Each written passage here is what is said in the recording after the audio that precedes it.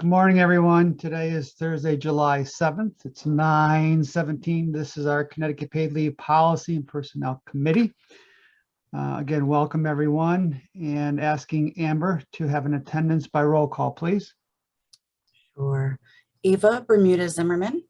Present. Good morning, Eva. Daryl Dudzinski. Present. Holly Williams. Present. It does not look like Mike Soltis has joined us just yet, and Britt Marie will not be joining us today, but we do have a quorum. Thanks, Daryl. Thank you. And acknowledging any of our public members. So again, good morning, everyone. Looking for a review and approval of our June 1st meeting minutes. Any concerns, questions, or review of the minutes?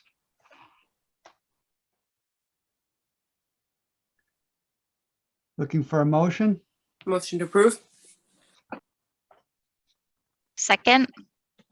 Thank you. All in favor? Aye. Aye. Aye. All right. No denies and no abstentions. Thank you. The next up on our meeting is with David, a discussion regarding proposed salary adjustments for staff.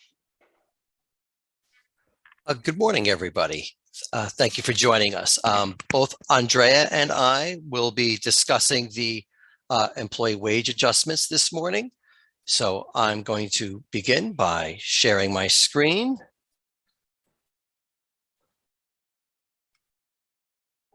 And let me just get it into. I can see your screen, Dave. Okay, thank you. Just going to get it into presentation mode. Yep, you got it. Right up at the top. Yeah, no, I know. The Zoom screen is blocking my. Okay. it's, There you go. there we go. Okay, we're in business. Thank There you. we go. Excellent. All right. So good morning, everyone. Those of you who may be new to our board or new to the committee might not be aware, but in January of this year, our board made an adjustment to my wages and then also asked in concert with that we continue to look at the wages of everyone else at the authority, some of whom had joined the authority in 2020 when I did and had not had a wage increase since that time. So that would have been the beginning of this year, 2022. So we were instructed to do a few things, one of which was to take into consideration the fact that the state was entering into its collective bargaining agreement negotiations with CBAC, and also what those impacts might be as we planned our 2022-2023 budget. So we've completed that work. It took quite some time, in part because we really wanted to work in concert with the Office of Legislative Review, which I will refer to as OLR for the remainder of this presentation, and to give them time to work through the very complicated process of negotiating and solidifying the CBAC agreement so it could be presented to the legislature.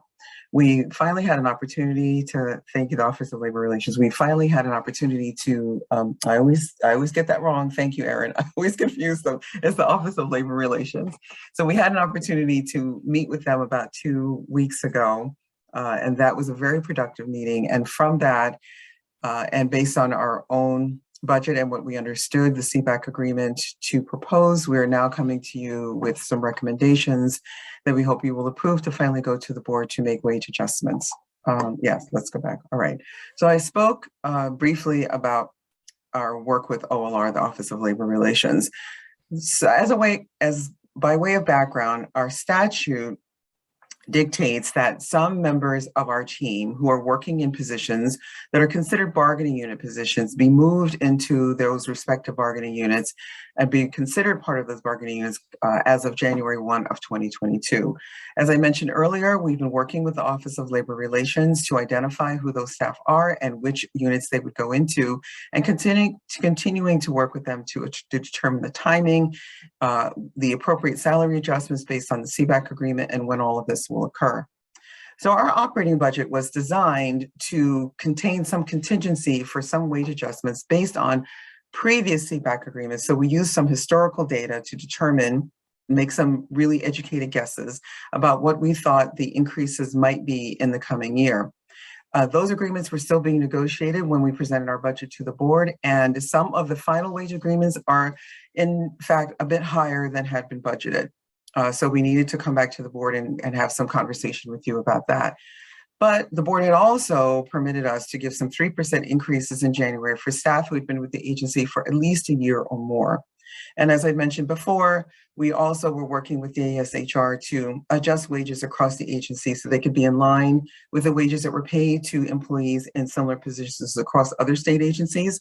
Also, we also aligned some wages for those who are in positions whose responsibilities in those positions have grown significantly beyond that had been originally intended when they first took the job. So with all of that done, this is now the background to what we're presenting today. Okay, Dave, next slide. So let's talk first of all, good morning, everybody.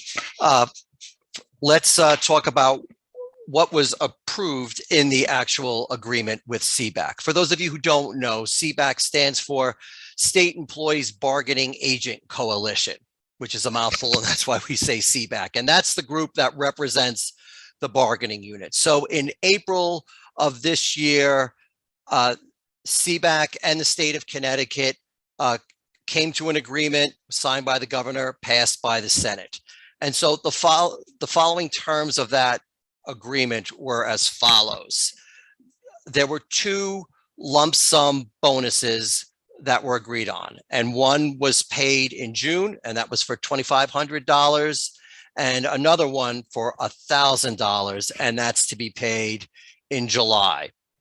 They also agreed on a 2.5% cost of living adjustment, which is termed a general wage increase.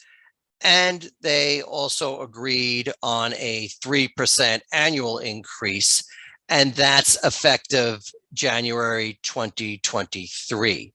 The general wage increases are effective in July 22 and again in July 2023. In May, the governor extended those adjustments to non-represented employees. Now, non-represented employees are those who are not eligible to belong to a bargaining unit. And so in an effort to make sure that the adjustments were consistent across the state, they extended them to non-represented employees. Now, these are non-represented employees of the executive branch. So they don't necessarily automatically flow through to the paid leave authority. The bylaws and the plan of operations of the authority require that any unbudgeted expenditures that are over $5,000, they can't be made without board approval. So board approval is needed for adjustments such as these that are over $5,000.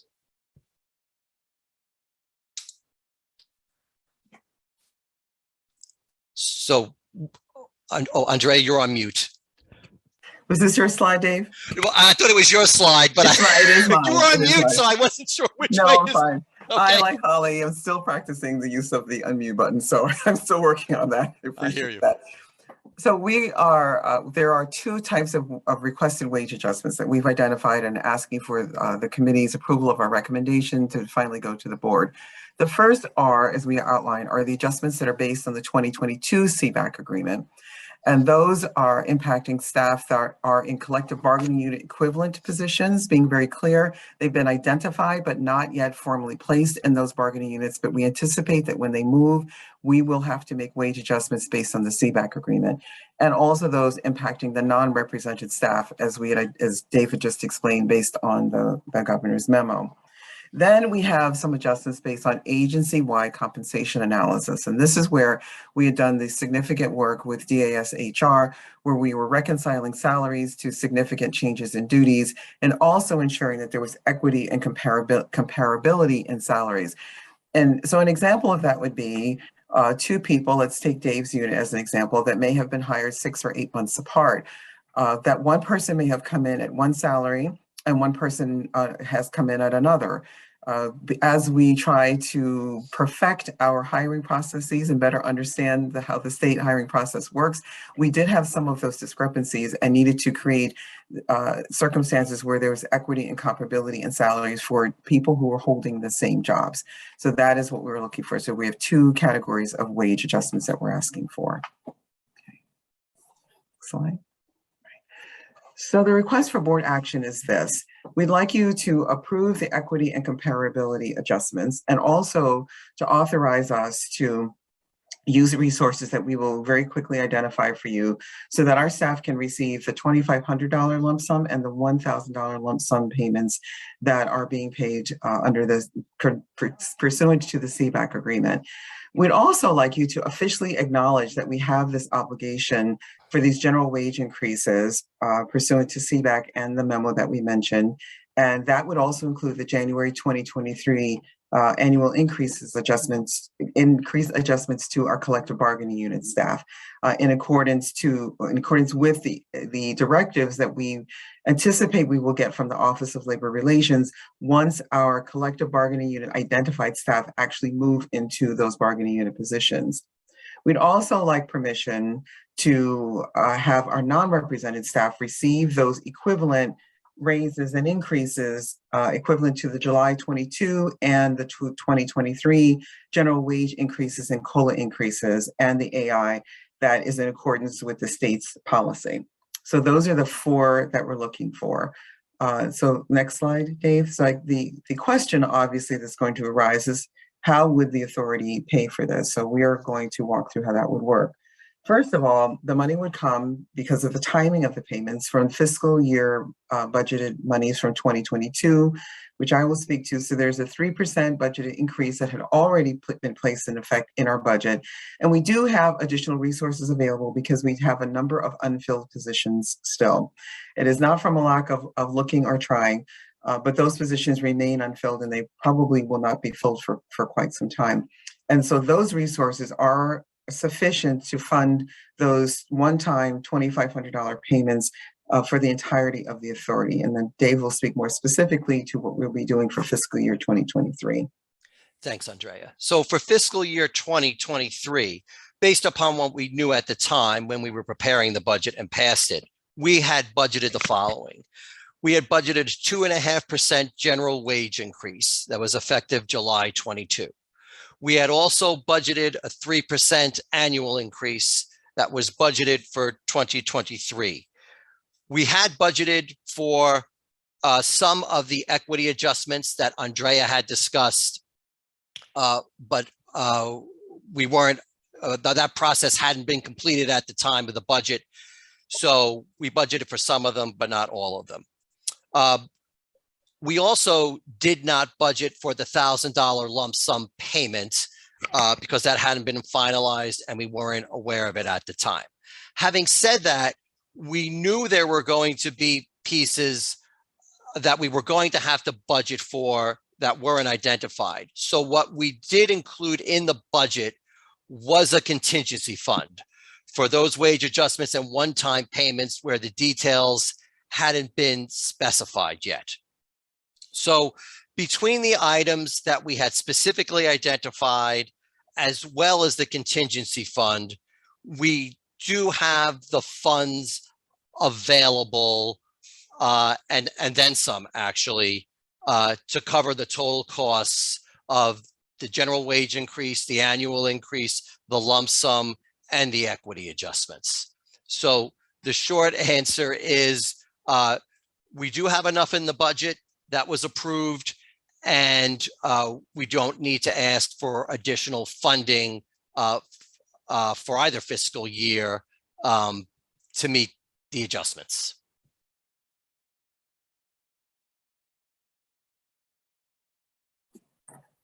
So our next slide is just simply a question slide, so we can, I think, take the presentation down and maybe bring it back up as needed so we can see everyone and then just address any questions anyone might have. Daryl.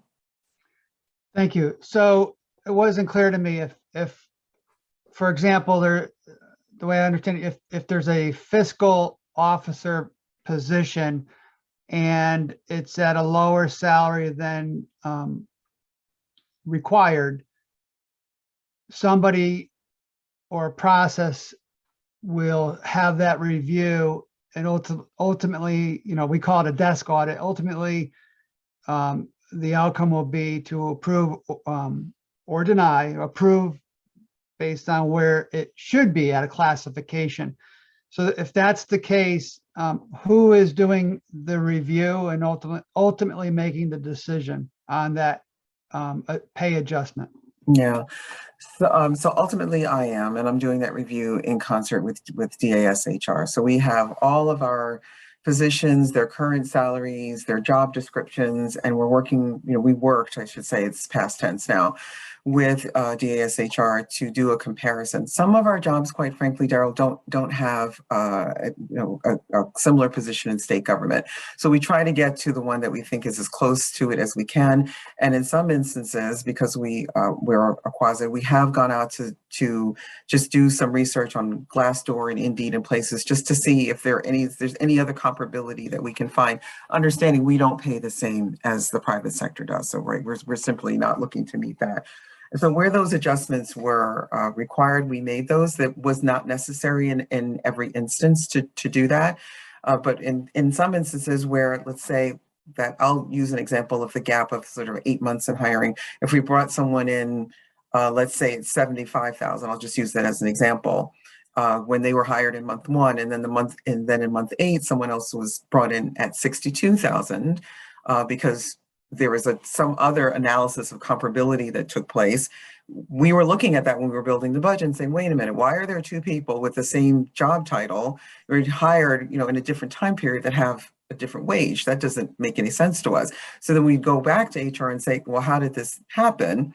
And then sometimes it was just a mistake. And sometimes it was, oh, we actually didn't do that comparison of the people in the same position. So we clearly can't have that kind of discrepancy. So we would make those wage adjustments, and that was based on. So the second kind of wage adjustment we made was we hire someone, we say, you're going to be an individual contributor, you're not going to have a team. Now you have a team of 8. That looks very different now. And that has happened to at least 2 people where they have a much larger team and much more responsibility than we thought that they would when they originally started. So again, we went back to HR and said, well, what's a comparable position in the agency in state government? And if there isn't one, then can I use these comparisons to do that? But in those instances, we did actually find some state government comparisons, and then we were able to make those salary adjustments. So I'm glad the commissioner's on, because we're really grateful to DASHR, which has been with us from the very beginning. I think even before I started, they were helping us make sure that we got this right. Commissioner. Good morning. I Good morning. apologize for jumping in, but I did want to just, add to Andrea's comments that, DAS stands ready as always, and per the MOU that we have with the authority, to help support these adjustments, or quite frankly, any HR needs, that may come before. And so our team has, I know, been working very cooperatively, very, very collaboratively with the authority, and will continue to do so, not only on this request and this matter before the committee, but also on other HR matters as they come before the authority. So I just wanted to say, I appreciate this presentation.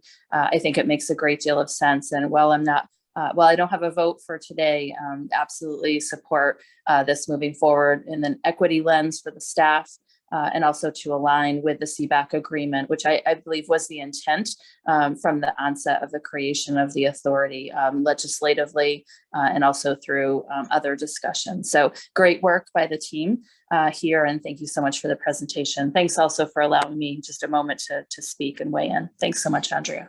Thank you. Thank you, Commissioner. Andrea, I just would like to echo Michelle's comments.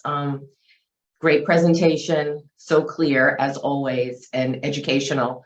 And I absolutely agree that we should move forward with what was planned, and let's align ourselves and the agency with the state and recognize the incredible work that your entire team has done for the last several years. So thank you. Thank you. Any other questions? Holly. Sorry, I couldn't quite find the the digital hand button, so I thought I'd just raise my actual hand. I just wanted to clarify. I had one clarifying question because I wasn't sure if it was concluded or not. But did you say that there's still work and ongoing, conversations going on with regards to those employees that will transition into their collective bargaining units, that discussion is still taking place, which unit they'll go into, what's the most, okay. I Yes, wasn't well, quite sure if it was done or still going on. it's a bit of both. Okay. So we started, I would say, maybe around September of last year, maybe a bit earlier, doing some preliminary internal analysis with Erin, the knower of all things, as to who should go into which bargaining unit. So we can take an educated guess as to which positions we thought would go into, one of the states I understand has at least 9 bargaining units. So we started there. Then we started to have, a number of conversations with OLR. Starting with DASHR, and then working with OLR to be more specific about which units they would go into. So Commissioner, again, I have to say thank you so much, particularly to Teresa Judge, who did a spectacular job in helping us to identify those positions that would go into a specific bargaining unit, looking at every single job description for every person that worked in the agency, and making sure that we had people, properly identified as doing bargaining unit work, so that they could go and be identified to move into an appropriate bargaining. So, Polly, that work's been done. And then CBAC negotiations started. Obviously, OLR turned its attention to that. And then once that had been concluded, they're now turning their attention again to us to make sure that now we can finish that process of moving people who have been identified into, now moving them into their actual bargaining units. And I see that Ava has her hand up. I was just curious if there's a policy that we could add to mimic CBAC collective bargaining agreements for future raises and benefit packages. If that's maybe this is an Erin question, but if maybe the board can entertain something like that. Yeah, so we asked for, that's one of the things we're asking for the board's approval, but in terms of a policy, absolutely. Erin, I'm sorry, I need to interrupt you. But we haven't drafted a policy sort of automatically linking wage increases to the state. I think it's something that the board could consider, but given the fact that we have a different funding source, I do think there's it's worth really thinking seriously about whether it makes sense to always automatically adopt those changes, or whether there's a value to having the board have that moment to take that pause to consider and make sure that it's something we can afford. So we did not include that ask. We didn't draft a policy or include that ask with this particular ask, but it's kind of the underlying expectation. We just wanted to make sure we were deliberative about it.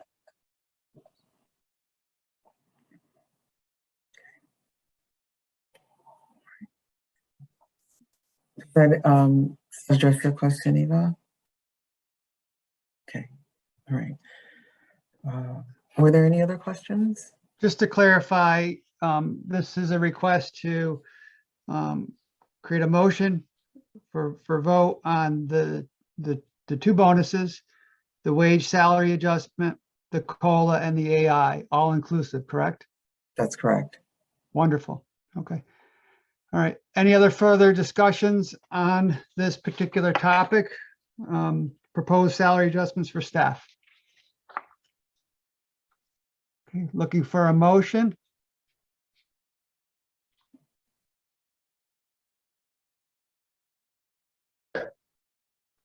Motion No, to actually, approve. sorry, I can I just can't. intercede? So typically we don't have the committee do these motions. We usually, because the board will have to Move actually it to the board. adopt this next week. Wonderful. So if you wanted to have a motion to kind of support this, that's fine. If you want to just say next week that you support it, that's fine too. Okay. But That makes in sense, either then. event, only the committee members can take that action. So why don't we do this? Is any of our committee members, anyone in disagreement that this would be, we would represent and as moving it forward to the board? Ava, Holly, any disagreements?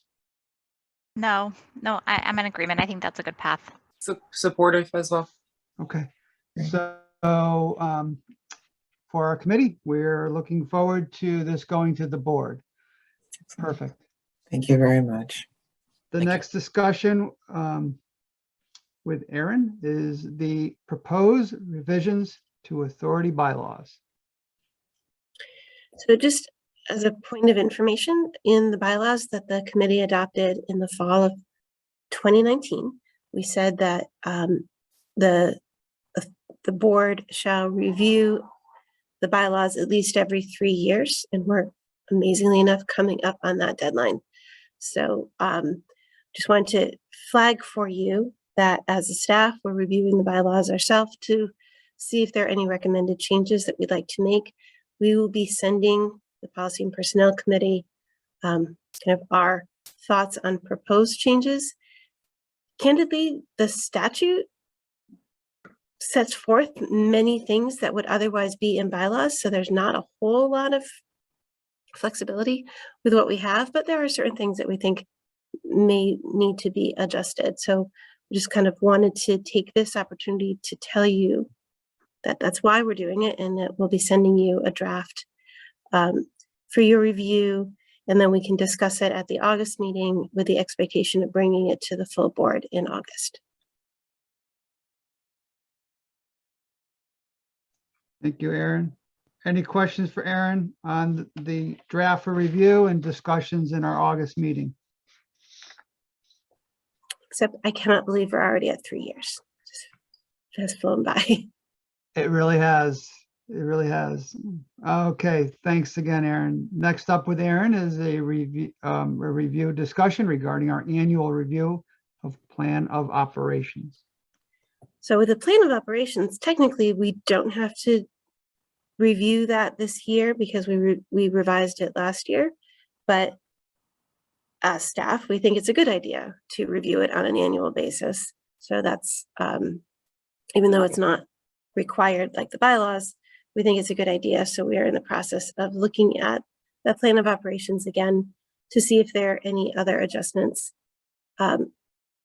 Last year, as you remember, we had to change it because our proposals for how to adopt a budget assumed that there was more time between February and April than the calendar actually allows.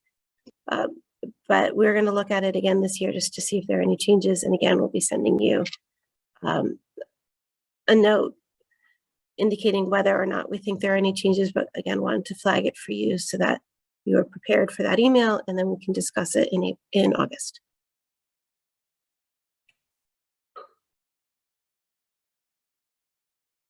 Thanks, Aaron. Any discussion on the review that will happen with our committee for August? All right.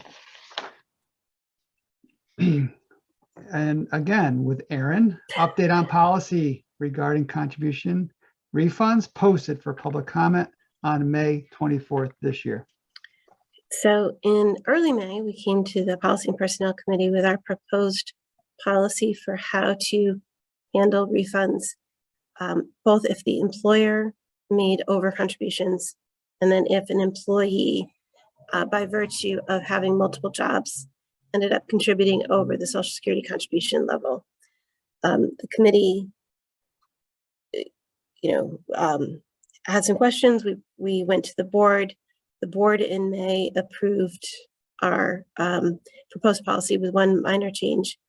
We posted a notice of that policy in the Connecticut Law Journal on May 24th with a 30-day comment period. We did receive requests for copies of the policy, but received no comments and no changes. So we will be, we anticipate going to the board next week and asking for the board to adopt it. But we wanted, again, to give policy and personnel a chance to ask us any questions before we went back to the board. Thanks, Aaron. Any questions on the contribution refunds? Wonderful. Any old business? Any new business? All right. Motion to adjourn. Motion to adjourn. Second. Thank goodness for Avon. Holly, wonderful. All right, everyone, have a great week and weekend. Take care. Thank you, Daryl. Bye.